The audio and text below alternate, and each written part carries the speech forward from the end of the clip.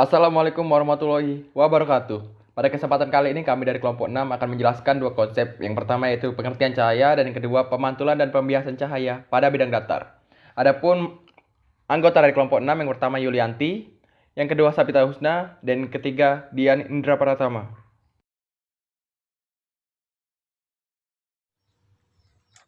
Baiklah, konsep pertama saya akan menjelaskan mengenai cahaya.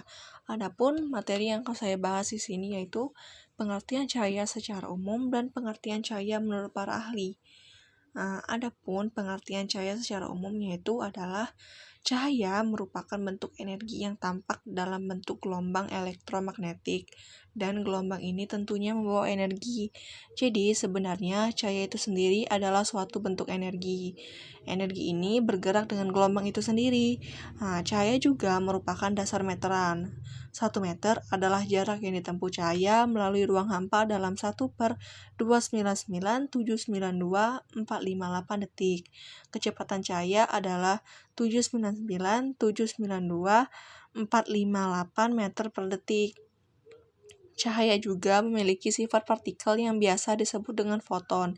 Itulah sebabnya cahaya dapat dianggap sebagai kumpulan banyak partikel yang tak bermassa yang bergerak dengan kecepatan 3 kali 10⁻8 meter per sekon. Selanjutnya yaitu perkembangan teori cahaya.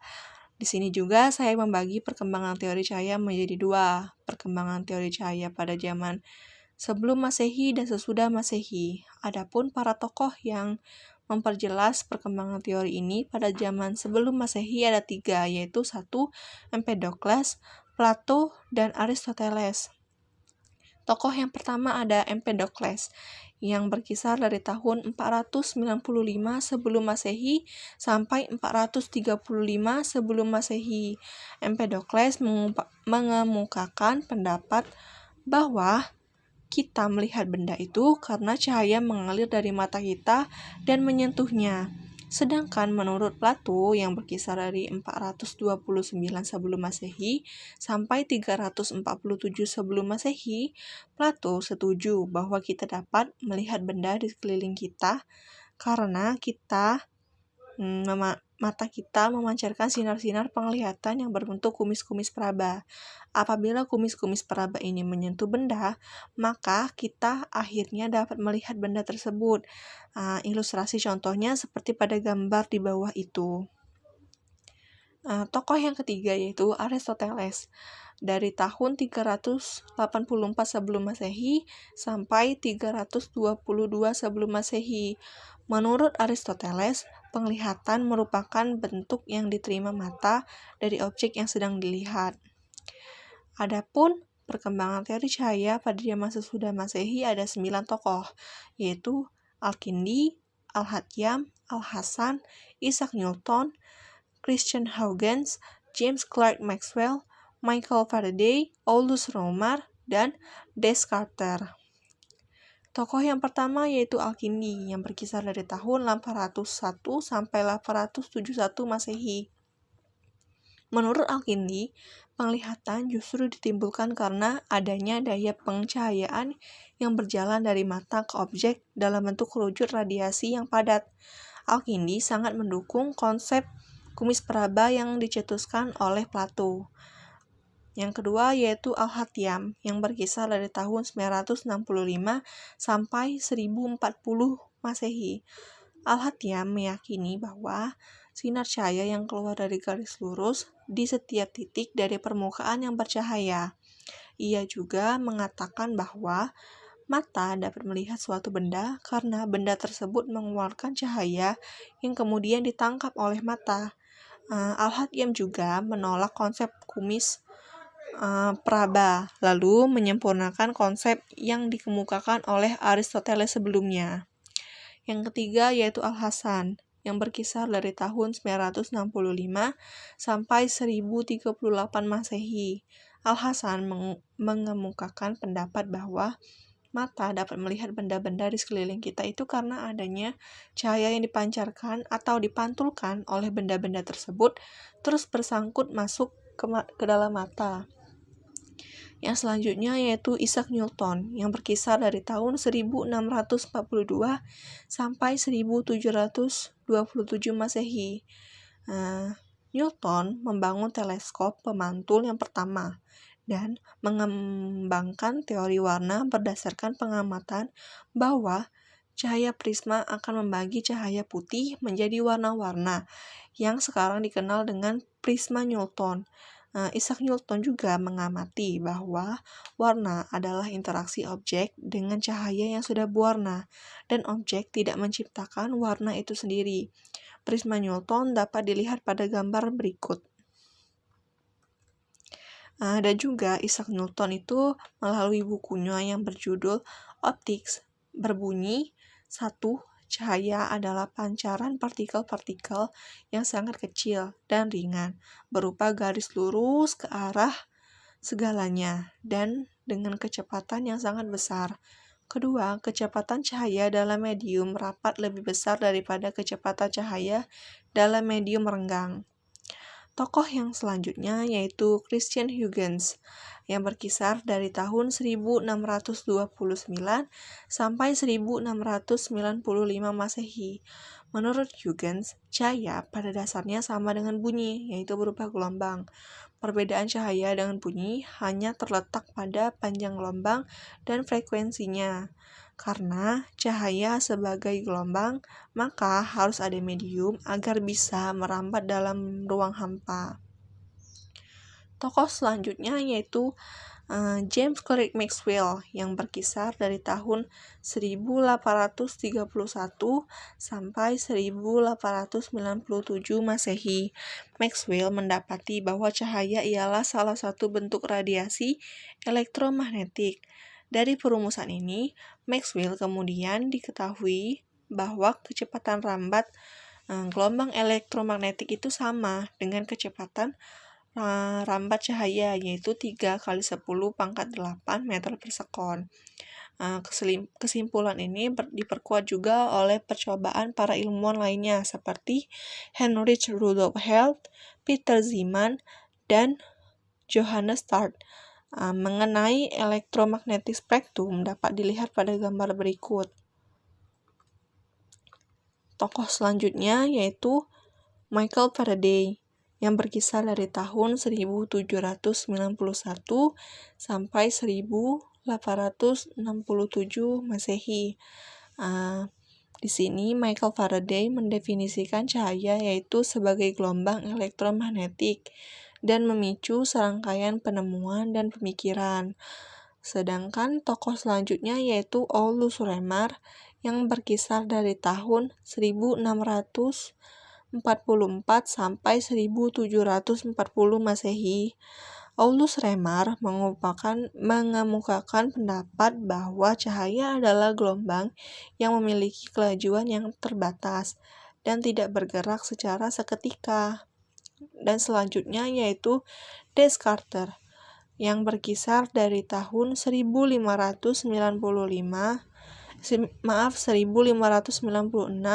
sampai 1950 Masehi.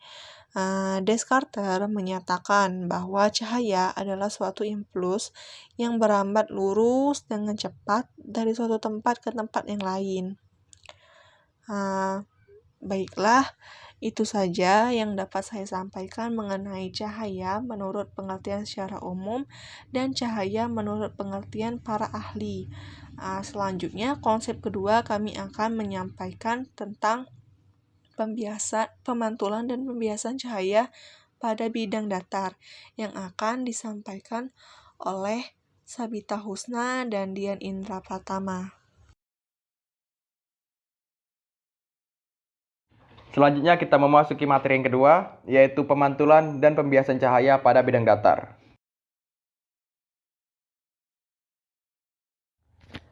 Peristiwa pembiasan merupakan pembelokan cahaya yang melewati dua medium berbeda. Seorang ilmuwan bernama Wilbur Snellius telah mengamati peristiwa ini dan merumuskan sebuah hukum yang dikenal dengan hukum Snellius. Adapun bunyi dari hukum Snellius, yang pertama sinar datang, sinar pantul terletak pada suatu titik bidang yang sama. Dan yang kedua, sudut datang sama dengan sudut pantul. Untuk membuktikan hukum Snellius ini dapat kita buktikan melalui azas Fermat.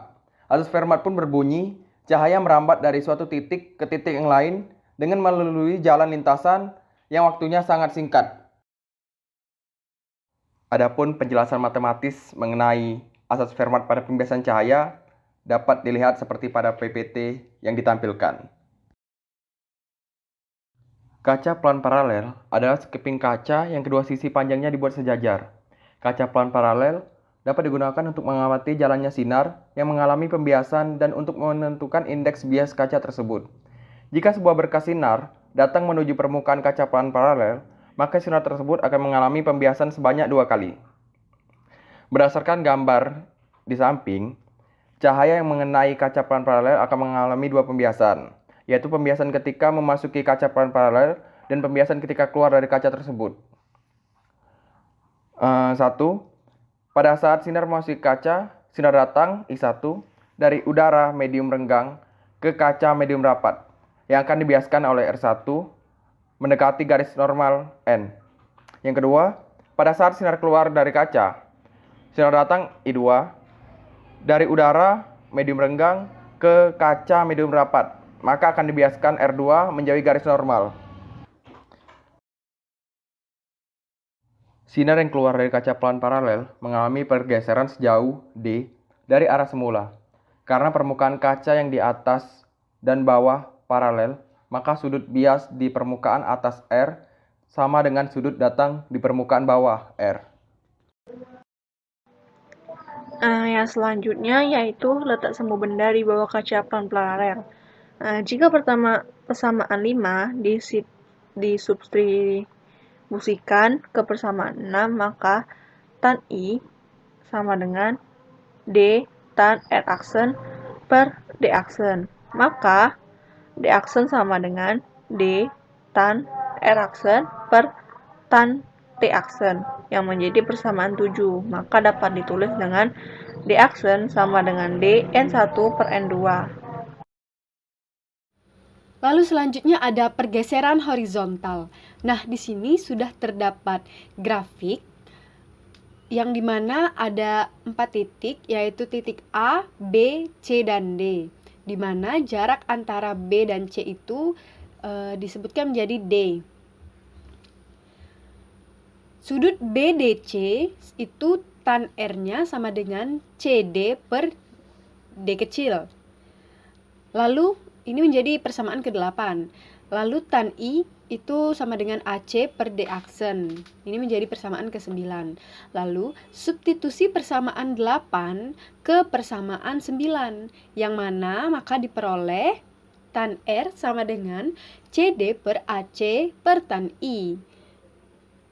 Lalu CD sama dengan AC tan R per tan I. Nah, semua ini dikalikan dengan AC. Menjadi CD min AC sama dengan AC tan R per tan I min AC. Didapatkan delta S sama dengan AC dalam kurung tan R per tan I min 1. Nah, untuk sudut kecilnya itu delta S sama dengan S0 dalam kurung N2 per N1 min 1.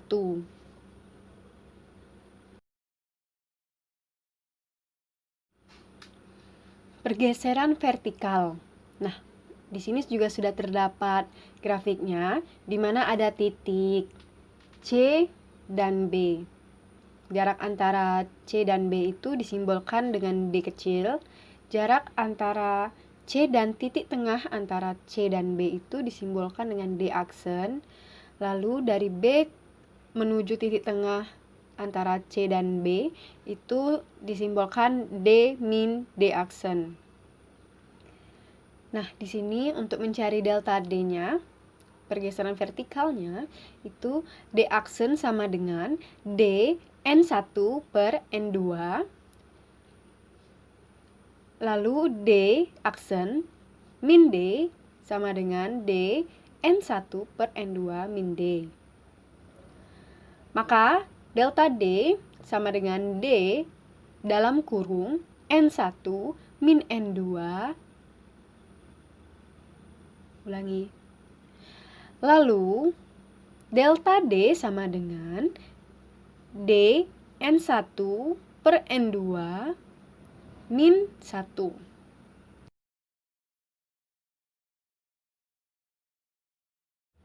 Lalu lapisan zat cair.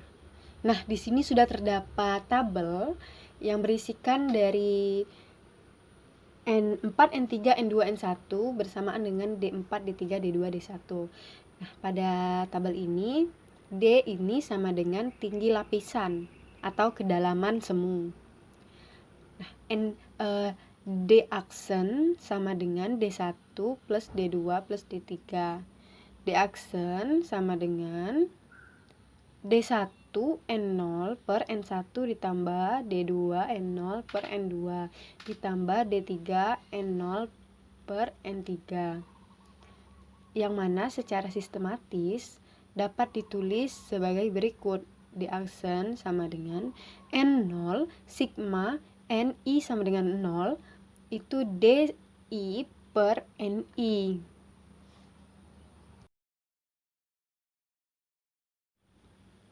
Selanjutnya, sudut kritis. Pada sudut kritis ini, cahaya dari medium rapat ke medium yang kurang rapat. Nah, yang mana N2 lebih dari N1. Di sini sudah terdapat diagramnya, di mana N2 sin theta K sama dengan N1 sin 90. Jadi sin theta K sama dengan N1 per N2. Selanjutnya prisma. Sudah bisa kita lihat di sini gambar prisma yaitu segitiga. Nah, di sini ada banyak titik. Perhatikan segitiga QRT, di mana sudut TQR itu sama dengan R2 min I2 dan sudut TQR sama dengan I1 min R1.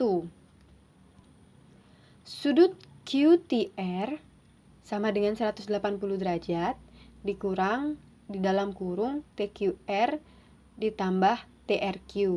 Itu sama dengan 180 derajat dikurang dalam kurung I1 min R1 ditambah R2 min I2 sama dengan 180 derajat min alfa. Selanjutnya, perhatikan segitiga BQR. Sudut BQR sama dengan 90 derajat min R1. Sudut BRQ sama dengan 90 derajat min I2.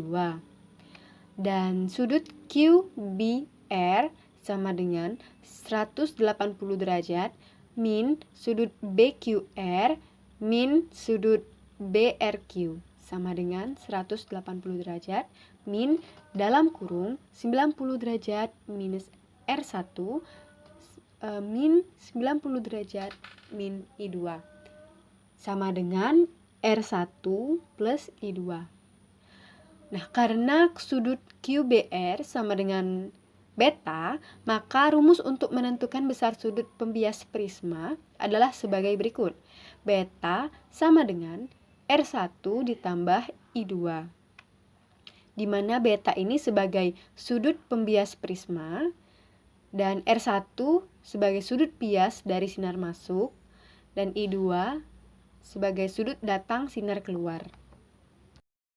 Baiklah, jadi kesimpulan pada video pembelajaran ini adalah cahaya yaitu energi yang berbentuk gelombang elektromagnetik yang kasat mata dengan panjang gelombang sekitar 380 sampai 750 nanometer.